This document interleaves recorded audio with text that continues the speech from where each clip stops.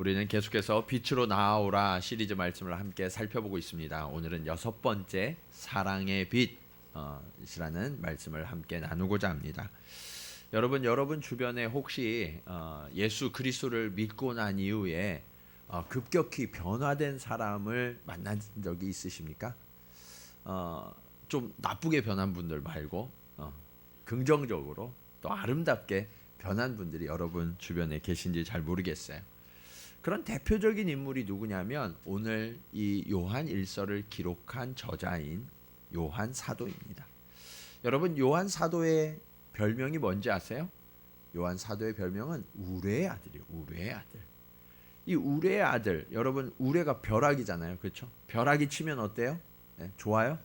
네, 깜짝 놀라고 그 옆에는 난리가 나요. 그렇죠?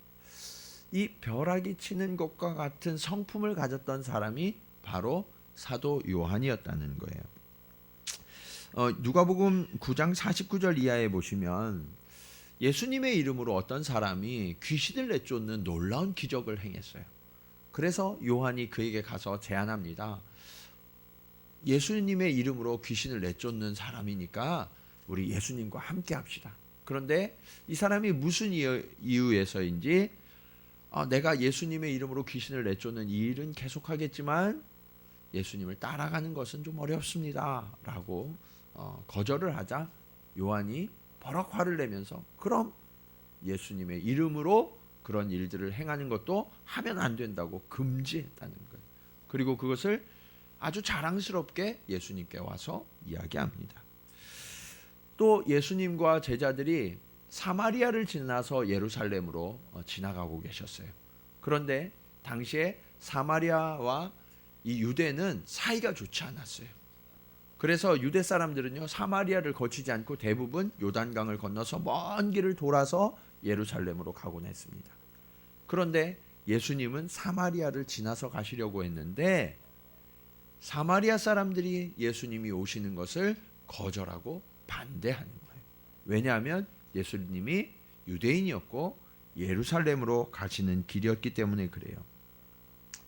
그런데 예수님은 그것을 보시면서 그냥 아무렇지도 않게 계셨는데 요한이 또 참지를 못하는 거예요. 뭐라고 이야기하냐면 주여 하늘을 여셔서 이 땅 가운데 불을 내려 이 사마리아를 멸하리이까 라고 아주 강력한 주장을 하게 됩니다.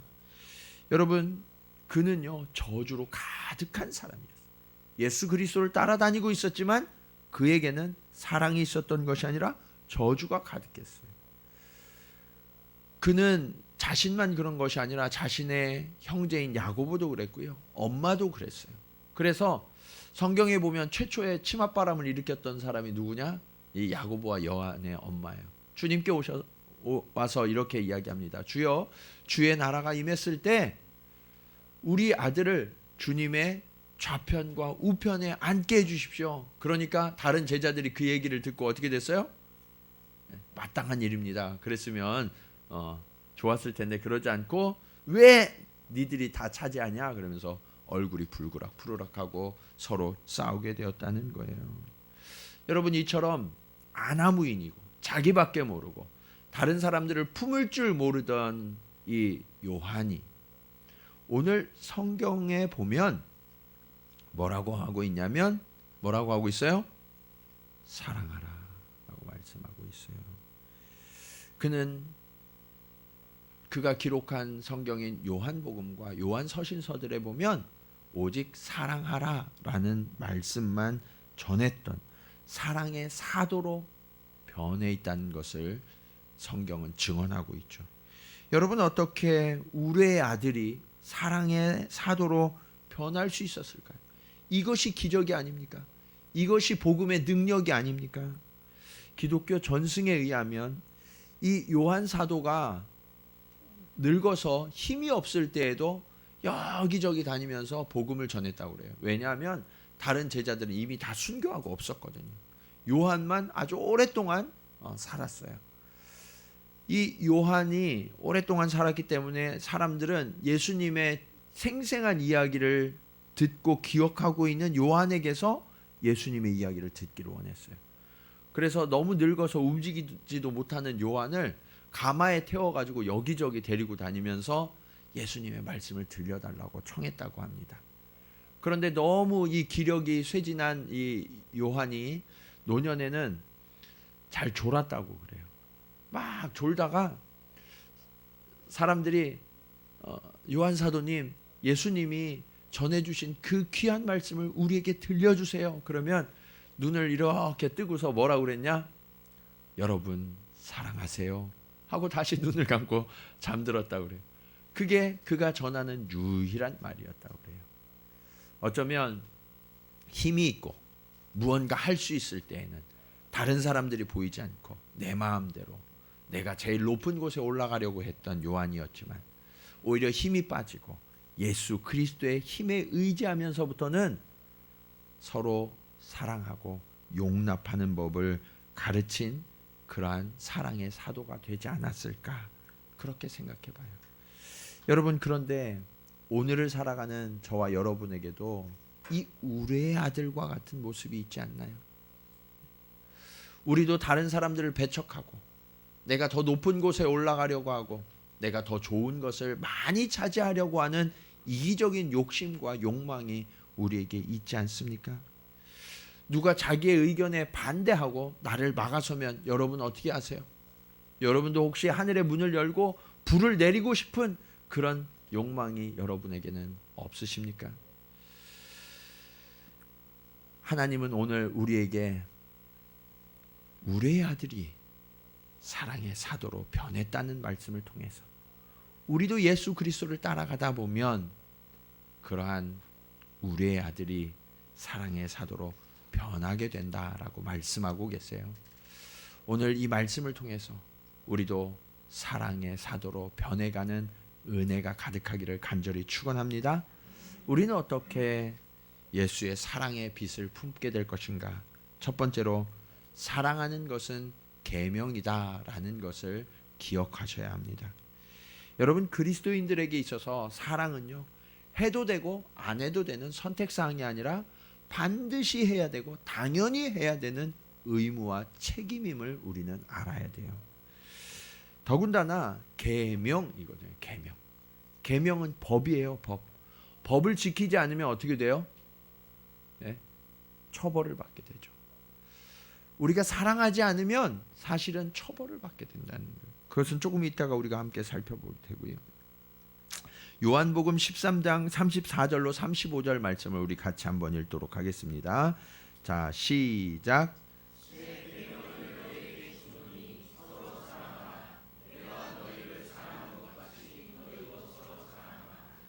너희가 서로 35절 시작. 너희가 서로 사랑하면 이로써 모든 사람이 너희가 내 제자인 줄 알리라. 아멘. 여러분, 주님은 명백하게 새 계명을 너희에게 준다라고 말씀하시면서 그 새 계명이 뭐라고 말씀하세요? 네, 사랑하라. 서로 사랑하라. 네. 처음에는 사랑하라라고 말씀하시는데 나중에 서로 사랑하라라고 말씀하세요. 왜냐하면 사람들이 하도 사랑 안 하니까 너희끼리라도 제발 좀 사랑해봐. 그렇게 하시는 것 같아요. 자, 그런데 이 성경이 사랑하라라고 하신 기준이 있어요. 어느 정도로 사랑해야 하는가? 사람들은 다 자기 기준을 가지고 사랑하잖아요. 근데 그리스도인은 자기 기준으로 사랑하는 것이 아니라 주님이 가르쳐 주신 기준이 있다고요. 그게 무엇이냐? 34절을 다시 보시면 내가 너희를 사랑한 것 같이라고 말씀하고 있죠. 이게 성도의 사랑의 기준임을 믿으시기 바랍니다. 네. 우리는 주변에 사람들이 그렇게 이야기할 때 있어요. 당신 예수 믿는 사람이 왜 그래? 라고 그러면 여러분 뭐라고 대답하세요? 네. 내가 예수냐? 이렇게 한단 말이에요. 네. 나도 사람이야. 나도 감정이 있고 그런단 말이에요. 근데 성경은 뭐라고 말씀하셨어요? 내가 너희를 사랑한 것 같이. 그 얘기는 뭐냐면 우리가 예수다라고 말씀하고 계시는 거예요. 네. 옆에 계신 분들하고 이렇게 한번 인사해 볼까요? 예수님이 여기 계셨군요. 자, 시작. 네. 네. 네. 여러분이 예수예요. 아셨습니까? 네. 그래서 여러분이 예수님으로부터 사랑을 받은 것처럼 우리 옆에 있는 형제 자매를 그렇게 사랑하실 수 있어야 된다는 거예요. 주님이 우리를 사랑하신 그 사랑은 어느 정도의 사랑이었습니까? 예수님은 먼저 하늘의 영광을 버리시고 이 땅에 내려오셨어요. 그 보좌에서 온 우주 만물을 다스리시고 호령하실 수 있었던 분이 그것을 다 내려놓고 이 땅에 낮고 낮은 몸으로 오셨다라고 성경은 말씀하고 있죠. 또 예수님은 이 땅에 모든 것을 호령하고 마음대로 하실 수 있는 왕으로 오셨어요. 그럼에도 불구하고 예수님은 채찍에 맞으시고 고난받으시고 그리고 십자가에 오르셔서 조롱받으시다가 물과 피를 다 쏟아 우리를 구원하신 분, 그분이 예수님이시에요.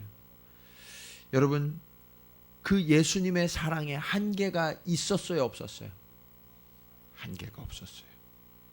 주님은 우리에게 동일하게 한계가 없는 사랑으로 서로를 사랑하라라고 말씀하세요. 우리는 종종 스스로 한계를 설정하기도 하죠. 내가 이렇게까지는 사랑할 수 있는데 그 이상은 정말 사랑하기 힘들어. 그러면서 스스로를 정당화해요. 우리말에 스스로를 정당화하는 말이 있어요. 그게 뭐냐면 긴 병에 뭐가 없다고요? 효자 없다. 자식이라도 긴 병 앞에서는 어쩔 수가 없다. 스스로를 정당화하는 거죠. 여러분, 만일 주님이 우리에게 그런 한계를 만들어 놓으셨다면 저와 여러분은 그 전에 구원을 얻었을까요? 아마 대부분이 그러지 못하시지 않았을까. 우리가 참는 만큼만 주님이 우리를 참아주셨다면 우리는 벌써 하나님의 진노에 휩싸여 있지 않았을까. 여러분, 사랑의 횟수를 결정하지 마세요.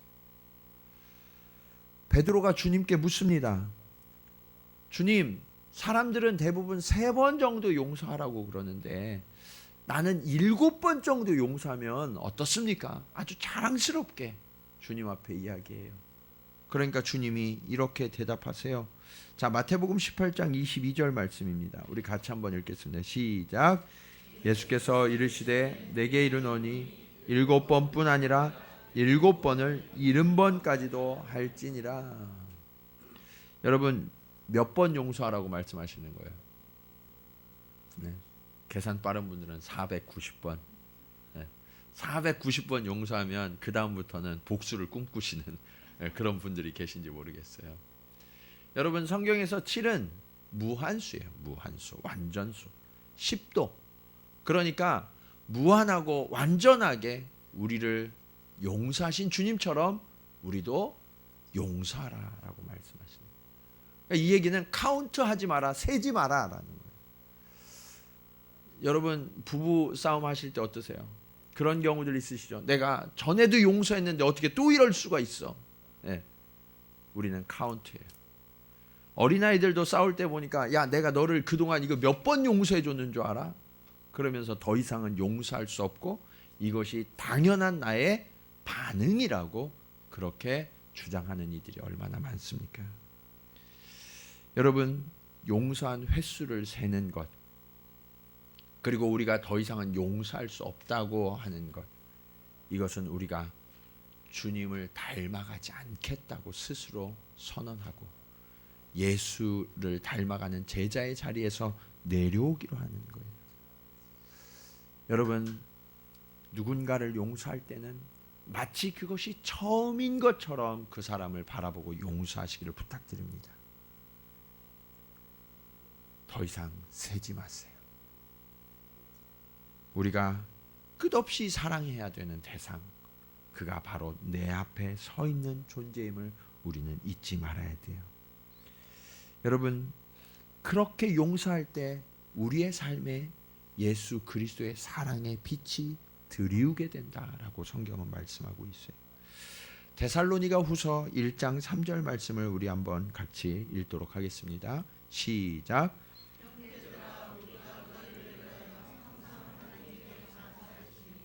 이것이 당연함은 너희의 믿음이 더욱 자라고 너희가 다 각기 서로 사랑함이 풍성함이니.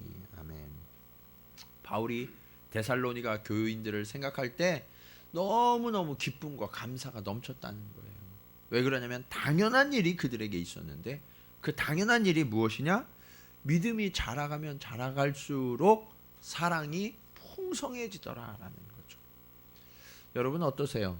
신앙생활 오래 하시면서 사랑이 점점 많아지고 풍성해지고 깊어지고 계신가요? 너무나 안타깝게도 오늘날의 그리스도인들을 향하여서 편협하다, 그리고 속이 좁다라는 시선이 우리에게 드리워져 있습니다.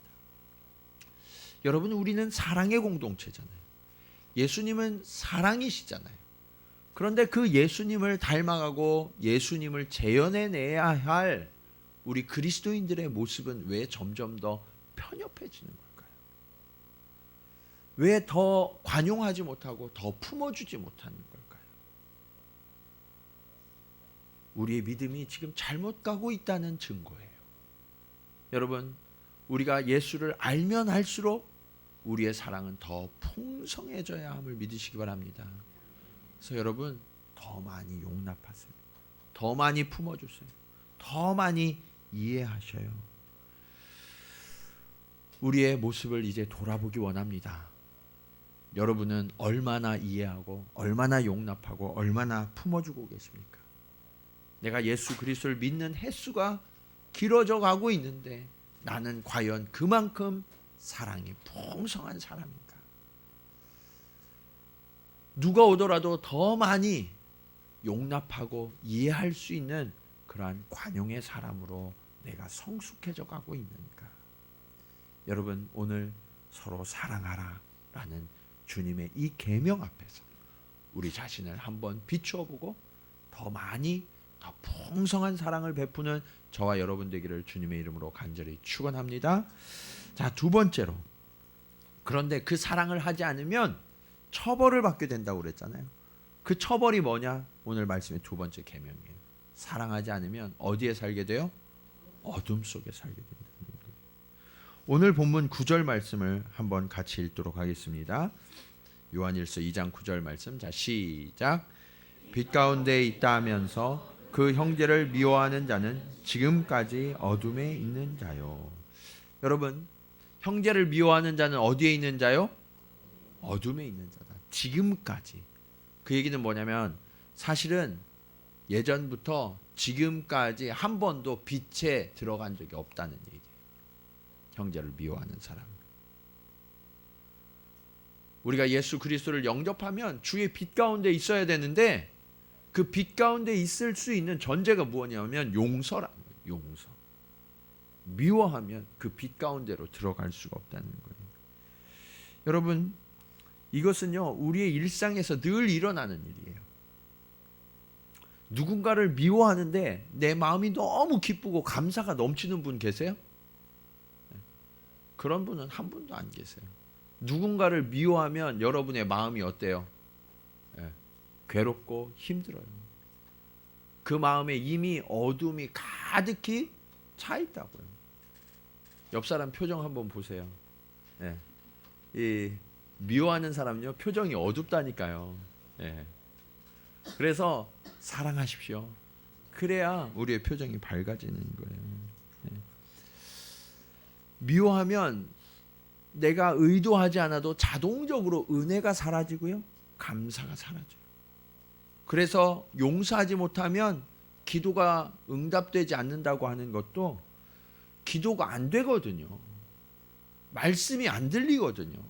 미워하면 자동적으로 이 차단막이 생겨서 은혜가 들어오지 못하도록 하는 그러한 형벌을 스스로 받게 하는 거예요. 여러분, 누군가를 마주치기 싫은 사람이 혹시 있으세요? 신앙생활하면서도 그런 분들 계시죠. 그래서 저 사람이 2부 예배 오네, 난 1부 가야지 뭐 이러면서 서로 다른 때 막 이렇게 예배에 오시고, 그 미워하는 마음이 용납이 아니에요. 용서가 안 되는 거예요. 그러니까 자꾸 피하게 되고, 그 피하다가 안 되니까 어떻게 돼요? 예배의 자리에 자꾸 안 나가게 되고, 일상에서도 그런 사람들이 있으면 어떻게 돼요? 밖을 안 나가요. 일본에도 아예 밖을 안 나가는 분들이 계시잖아요. 밖을 안 나가는 분들의 특징을 한번 보세요. 커튼을 열고 계세요? 닫고 계세요? 닫고 계세요. 어두움 속에 스스로를 가두는 거예요. 그렇기 때문에 여러분, 우리의 마음 가운데 이 미워하는 마음이 깃들지 않도록 우리는 노력해야 되는 거예요. 그게 바로 11절의 말씀이에요. 우리 11절 말씀을 한번 같이 읽겠습니다. 시작.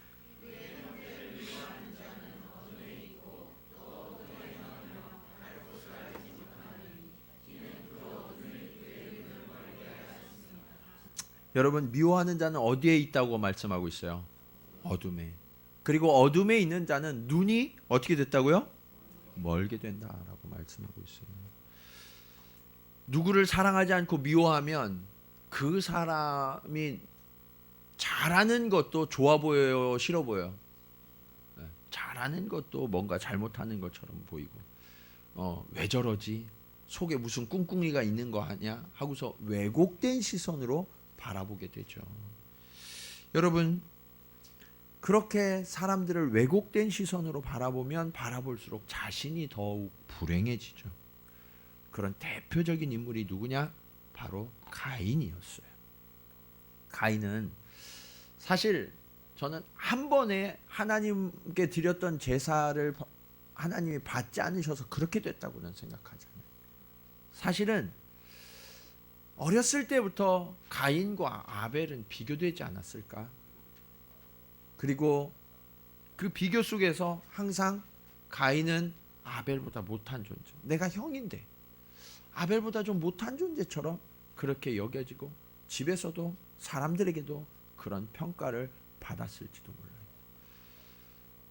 그리고 이제 어느 정도 나이가 되고 스스로 무언가를 할 수 있고 독립해서 내가 이제 농사도 짓고, 아벨은 양을 치고, 그렇게 해서 내가 스스로 무언가를 해볼 수 있고, 이제야 내가 무언가 인정받을 수 있는 기회가 왔구나. 그러면서 본인이 일군 그 농산물을 가지고 하나님 앞에 제사를 지냈는데 하나님마저 거절하시는 거예요. 감당할 수 없는 수치심과 거절감, 분노가 그를 지배하기 시작했죠. 그러니까 사랑해야 될 대상이었던 아벨이 똑바로 보이지 않는 거예요. 사실 가인이 제사를 똑바로 드리지 못하도록 아벨이 방해했을까요? 그런 일은 없었을 거예요. 나는 제사가 거절됐는데 제사가 용납된 아벨이 그냥 미운 거예요. 그래서 어떻게 했어요? 그 사랑해야 될 대상인 동생을 쳐서 죽이고 말았죠. 그의 마음은 미움이, 어두움이 강력하게 지배하고 있었던 거예요. 여러분, 여기에서 우리가 생각해 봐야 될 문제가 있어요. 인류가 저지를 수 있는 가장 무섭고 무거운 죄가 살인이잖아요. 그런데 이 살인이 발생한 순간이 언제예요? 하나님 앞에 제사한 직후에.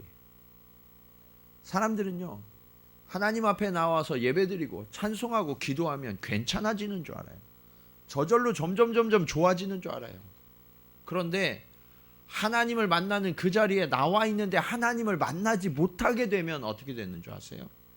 가인처럼 되는 거예요. 점점 더 그 마음이 강팍해지고 그 시선이 왜곡되어지고 무너지는 거예요. 그래서 여러분, 이 자리에 나와 계실 때 정신 똑바로 차리고 계셔야 돼요. 내 마음에 어둠이 깃들지 못하도록, 미움이 깃들지 못하도록, 내 자리에 빈 공간이 생기지 않도록 오직 주님이 나를 가득 채우시도록 여러분의 마음을 온전한 제사로 하나님 앞에 올려드려야 되는 거예요. 그래야 사단이 틈타지 못해요. 이상하게 예배만 오면 졸리죠? 예배만 오면 딴 생각이 나요. 집에 켜고 온 가스레인지가 갑자기 생각이 나고. 왜 그런 줄 아세요? 사단이 우리의 마음을 빼앗기 위하여서 지금 작전을 펼치고 있기 때문에 그래요. 여러분, 깨어나시기 바랍니다. 네. 하나님 앞에 집중하셔야 돼요. 그래서 순전한 예배를 하나님 앞에 어떻게 하면 드릴까? 그것이 우리의 관심사가 되어야 되는 거예요. 여러분, 가인의 이야기를 먼 옛날의 이야기로만 생각하시면 안 돼요. 오늘 나를 향한 하나님의 경고로 받으실 수 있어야 돼요. 오늘 내가 하나님 앞에 찬송 드렸는데 이 찬송이 하나님 앞에 받아들여지지 않는다면, 오늘 하나님 앞에 예배를 드리고 기도를 드리고 헌금을 드리고 봉사를 드렸는데 이것이 하나님 앞에 받아들여지지 않는다면 우리의 영혼의 어둠이 깃들 수 있다는 거예요. 여러분, 하나님은 그를 향하여서 경고하신 적이 있어요. 창세기 4장 13절로 14절 말씀을 우리 한번 같이 읽겠습니다. 시작. 내 죄벌이 지기가 너무 무거우니이다. 주께서 오늘 이 지면에서 나를 쫓아내시온즉 내가 주의 낯을 배웁지 못하리니 내가 땅에서 피하며 유리하는 자가 될지라 물은 나를 만나는 자마다 나를 죽이겠나이다. 여러분, 그가 동생을 죽이면 그 다음부터는 하나님께 받아들여질 줄 알았어요. 그런데 어떻게 됐어요? 오히려 쫓겨나는 거예요. 그 죄와 벌이 얼마나 무거운지 더 이상 질 수 없다는 거예요. 뿐만 아니라 지금 하나님과 가인 말고는 아무도 옆에 없거든요. 그런데 뭐라고 이야기하냐면 내가 땅에서 피하며 유리하는 자가 떠도는 자가 될 건데 나를 만나는 자마다 나를 죽일 것 같습니다. 이미 그의 마음 가운데 두려움과 어둠이 가득히 지배하고 있다는 거죠. 아무도 그에게 너를 죽일 거라고 이야기하지 않았어요. 스스로 그렇게 왜곡되어 버리고 말았던 거죠. 여러분, 가인은 이렇게 완전한 어두움 속에 갇혀버린 자가 되었던 거예요. 눈이 멀었어요. 무엇이 그를 그렇게 만들었을까요? 미움이, 분노가, 불평이 그를 그렇게 만들어버렸던 거죠. 그렇기 때문에 우리 그리스도인들은요, 우리의 마음 가운데 미워하는 마음, 불평하는 마음, 원망하는 마음, 시기하고 질투하는 마음들을 용납하시면 안 돼요. 상황이 그런 상황이 될 때가 있죠. 그럼에도 불구하고 그런 상황을 통해서 내 마음속에 그것이 지배해 들어오도록 하는 일들은 거절하셔야 된다는 거예요. 창세기 4장 7절 말씀을 우리 한번 보실까요? 자, 같이 읽겠습니다. 시작. 내가 선을 행하면 어찌 낯을 들지 못하겠느냐? 선을 행하지 아니하면 죄가 문에 엎드려 있느니라. 죄가 너를 원하나 너는 죄를 다스릴지니라. 죄가 우리를 원하지만 우리가 죄를 다스리면 그 죄가 우리를 틈타지 못하고 지배할 수가 없다는 거예요. 그래서 여러분, 우리는 죄를 다스려야 돼요. 여러분의 마음 가운데 염려와 두려움이 들어올지라도, 그리고 분노가 나를 감쌀지라도, 원망과 불평이, 시기와 질투가 나에게 일어날지라도 그것을 용납하고 허용하는 것이 아니라 그것을 차단해서 그 죄를 다스리는 저와 여러분 되시기를 간절히 축원합니다. 마음을 열면 그 죄들이 내 안으로 쏟아져 들어와요. 그래서 우리는 주님이 주신 방패로 그 마음의 문을 지켜내야 되는 거예요. 여러분에겐 늘 이 죄의 유혹들이 있습니다. 원망과 불평, 어둠, 부정한 심성들이 여러분을 계속해서 불화살을 쏘듯이 공격해 들어올 거예요. 그때 우리가 이것을 잘 막아내고 예수 그리스도를 우리 안에 초청해야 어두움이 우리를 지배하는 것이 아니라 빛으로 승리할 수 있다라고 말씀하고 계세요. 그래서 오늘 이 미움과 부정적인 것을 넘어서서 보다 적극적으로 사랑을 실천할 때 우리는 보다 완벽한 방어를 할 수 있어요. 공격보다 더 좋은 방어는 없거든요. 그래서 우리는 적극적인 사랑으로 이 부정적인 마음들을 이겨내야 되는 거예요. 그것이 오늘 말씀의 마지막 교훈이에요. 자, 사랑하면 빛에 거하는 제자가 됩니다. 베드로전서 4장 8절 말씀을 우리 한번 같이 읽도록 하겠습니다. 자, 시작.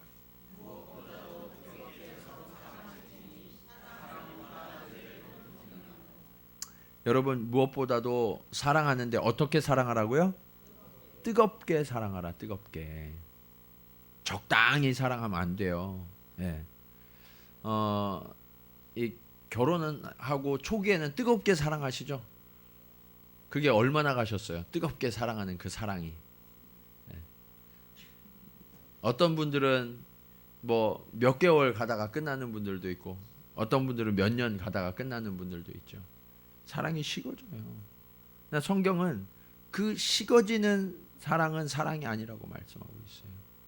그 어떤 것보다도 뜨겁게 서로 사랑하라라고 말씀하세요. 왜냐? 사랑은 허다한 죄를 덮기 때문에. 사람들은 거꾸로 이야기해요. 저 죄 때문에, 저 허물 때문에 사랑할 수 없다고. 내가 품어줄 수 없다고. 그러나 사실은요, 내 사랑이 식어서, 그래서 그 허물이 용납이 안 되는 거예요. 여러분, 용광로를 보신 적이 있으시나요? 저는 용광로를 본 적이 있어요. 용광로, 모든 것을 녹아내는 그 용광로. 그 안에 들어가면 불순물들이 다 타서 사라져요. 불순물들이.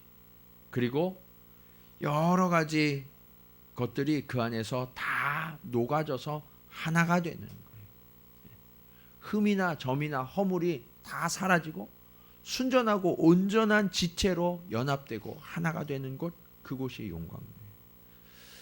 우리도 그 사랑의 용광로로 우리의 삶 가운데 모든 죄와 허물을 다 태워 날리고, 하나님이 우리를 처음 지으시고 연합케 하셨을 때 그 아름다운 모습으로 온전히 연합해야 된다라고 주님은 말씀하고 계세요.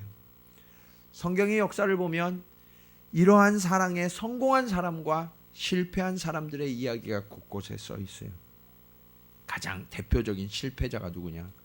아담이에요.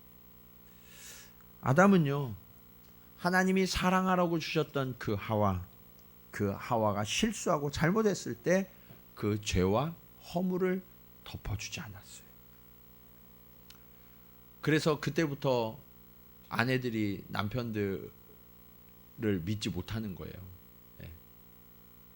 이 사람이 언제 나를 이렇게 고발할까? 내 허물을 드러낼까? 그런 두려움이 있는 거예요. 여러분, 하나님이 아담에게 찾아오십니다. 선악과를 왜 따먹었어? 그러니까 아담은 뭐라고 이야기해요? 원망과 불평을 쓰다니. 하나님, 저는 그러려고 안 했는데 이 여자가, 그것도 하나님이 내게 주신 이 여자가 싸잡아서 하나님도 원망하고 아내도 원망하고.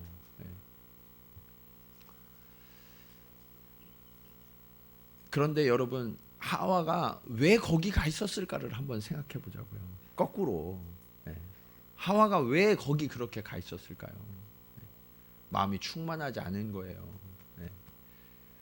그래서 남편으로부터 충만함을 누리지 못하니까 무언가를 구하려고 더 얻을 게 없나 하고 거기 가서 서 있었던 거라고요. 여러분, 혹시 우리 형제분들, 아내분들이 자꾸 쇼윈도에 서 계세요? 요즘 쇼핑 기간인데, 그러면 내가 더 사랑해줘야 되겠구나, 그렇게 반성하셔야 되는 거예요. 우리가 충분히 사랑해주고, 그게 아니어도 나 행복해, 이렇게 해줘야 되는데, 그게 아니니까 다른 것으로 행복을 얻으려는 마음이 있는 거거든요. 아담이 그렇게 하지 못했어요. 선악과를 따먹고 나니까 어떻게 됐어요? 눈이 밝아졌어요. 근데 이 눈은 어떤 눈이냐면 다른 사람의 허물과 죄가 보이는 눈이에요. 그래서 성경이 뭐라고 말씀하고 있어요? 벗은 줄 알고. 그전에는 그런 게 안 보였거든요.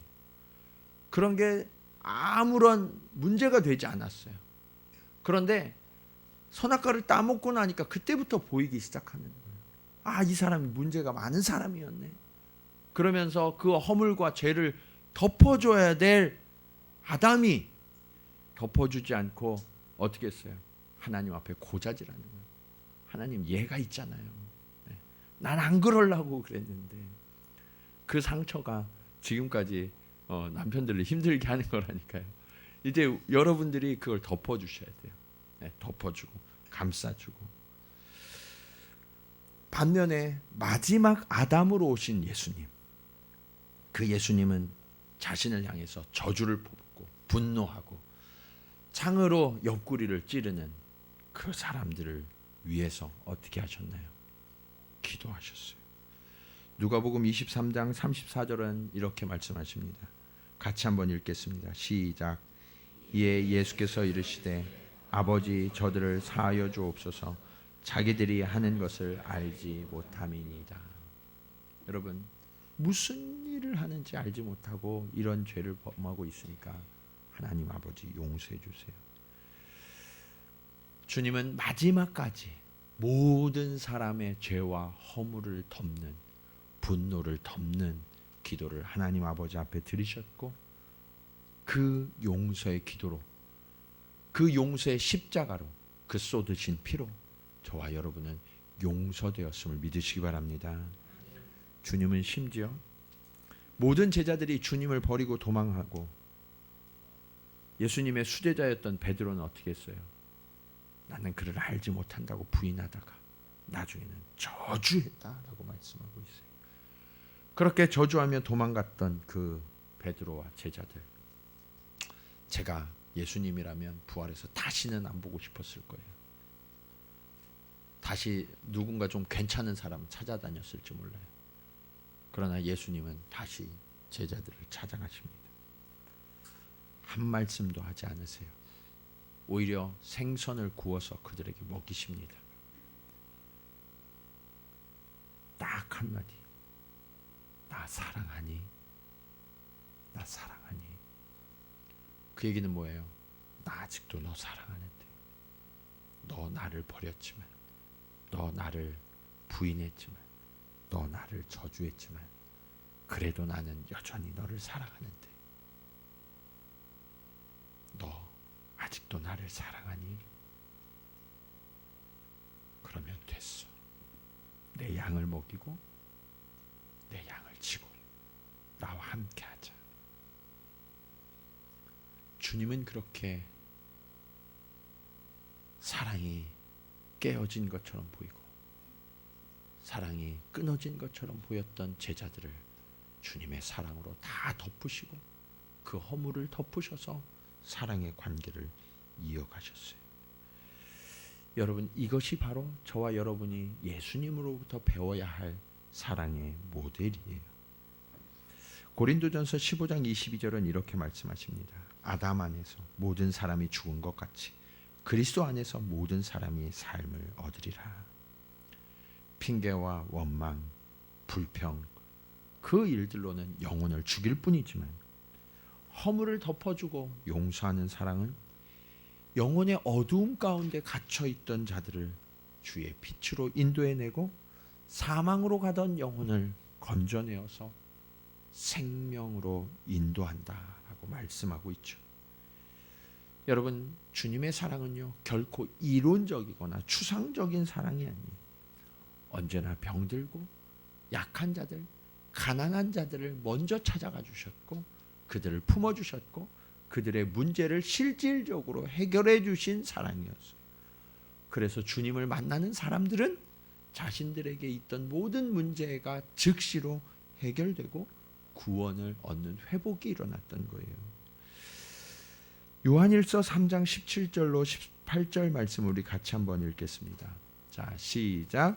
누가 이 세상의 재물을 가지고 형제의 궁핍함을 보고도 도와줄 마음을 닫으면 하나님의 사랑이 어찌 그 속에 거하겠느냐. 자녀들아, 우리가 말과 혀로만 사랑하지 말고 행함과 진실함으로 하자. 지난 금요일에 집사님 한 분과 아주 잠깐 말씀을 나누었는데 중국과 거래하는 기업이 있으시대요. 네. 근데 지금 중국은 우리가 아는 것처럼 신종 코로나 바이러스로 인해서 너무나 어려움에 처하고 있죠. 무엇을 좀 도울 수 있을까 하다가 마스크를 구하기 힘들다는 이야기를 들으시고 마스크를 구해서 보내주기로 하셨대요. 근데 일본도 마스크를 구하기가 지금 너무너무 어렵더라는 거죠. 근데 그럼에도 불구하고 포기하지 않고 마스크를 대량으로 구매해서 보내야 되겠어요. 이렇게 말씀하시는 집사님의 이야기를 들으면서 제 마음이 너무너무 따뜻해지는 거예요. 그리고 이런 예수님의 사랑을 실천하고 말로만이 아니라 실천하는 집사님이 우리 교회 집사님인 게 너무너무 감사했어요. 여러분, 충분히 힘들겠네, 안 됐네 하고서 끝날 수 있는 문제 다 그렇게 하거든요.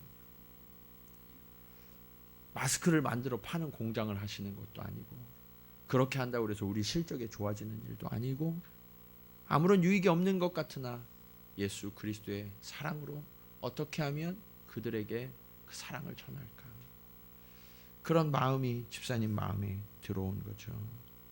여러분, 사랑은 이처럼 언제나 실천이 동반되어야 사랑으로 나타나는 거예요. 요한일서 4장 12절 말씀을 우리 한번 같이 읽겠습니다. 자, 시작. 어느 때나 하나님을 본 사람이 없으되 만일 우리가 서로 사랑하면 하나님이 우리 안에 거하시고 그의 사랑이 우리 안에 온전히 이루어지느니라. 여러분, 혹시 여러분 중에 하나님을 보신 분 계세요? 진짜 하나님을 또렷이 목도하신 분이 계신가요? 그런데 성경은 그럴 필요가 없다고 말씀하세요. 우리가 서로 사랑하면, 우리가 진정으로 서로를 용서하고 사랑하면 하나님이 우리 안에 거하셔서 우리의 모습을 통해서 하나님이 증명되어진다라고 말씀하세요. 우리는 어떻게 하나님을 나타내고 있습니까?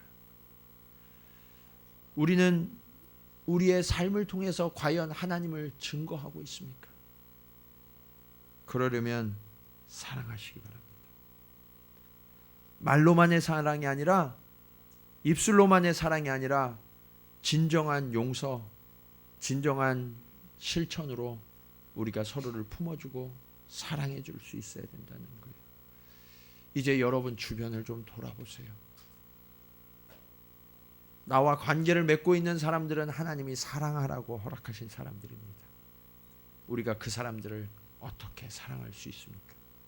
나에게 주신 것이 있다면 나에게 주신 것으로 나누어서, 나에게 주신 마음이 있다면 그 마음을 나누어서, 나에게 주신 재능이 있다면 그 재능을 나누어서 우리는 사랑해야 합니다. 그때 비로소 우리의 사랑의 실천을 통하여서 믿지 않는 자들도 하나님이 실로 살아계시는구나, 그렇게 인정하게 된다고 말씀하고 계세요. 여러분, 사랑은 명령입니다. 우리는 반드시 사랑해야 해요. 그리고 여러분의 마음 가운데 들어오는 시기와 질투와 원망과 어둠이 있다면 사랑으로 그것을 다 몰아내시고 적극적으로 사랑하시고 실천하셔서 저와 여러분뿐만 아니라 우리 주변에 그 사랑의 빛이 가득히 임하여 두려움을 몰아내는 그 사랑의 능력을 나타내는 저와 여러분 모두가 되시기를, 우리 동경지구촌교회가 되기를 주님의 이름으로 간절히 축원합니다.